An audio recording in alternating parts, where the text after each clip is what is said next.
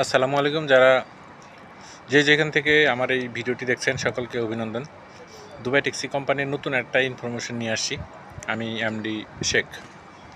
ঠিক আছে, আজকের ইনফরমেশনটা হচ্ছে খুবই গুরুত্বপূর্ণ। আসলে খানা খাওয়ার সময় আইডিয়াগুলো আসে, তাই ভিডিওটা তৈরি করতে সময় নিই না।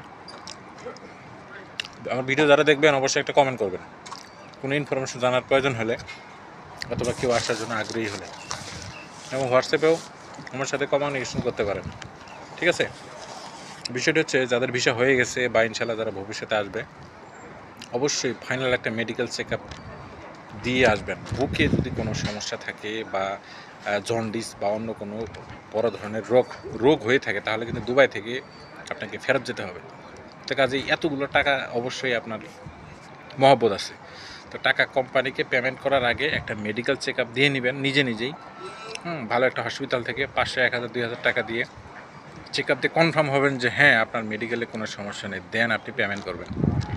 ঠিক আছে, আদারওয়াইজ কিন্তু যদি আল্লাহ না করুক, এরকম কিন্তু আমি দুবাইতে দেখছি মেডিকেল।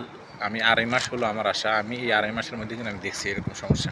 তাই বলছি যে আপনারা ওইখানে মেডিকেল কোর্সে কোনো সমস্যা হয়নি, আসার পরে এখানে সমস্যা হয়ে গেছে। তো ফাইনাল একটা সুন্দর মেডিকেল চেক আপ করে আসবেন, ভয়ের কোনো কারণ নাই।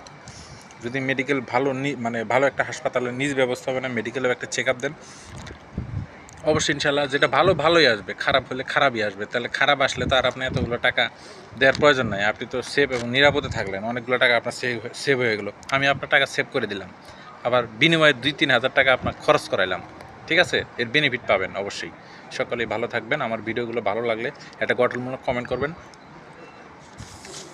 পারলে সাবস্ক্রাইব করে রাখেন। আসসালামু আলাইকুম।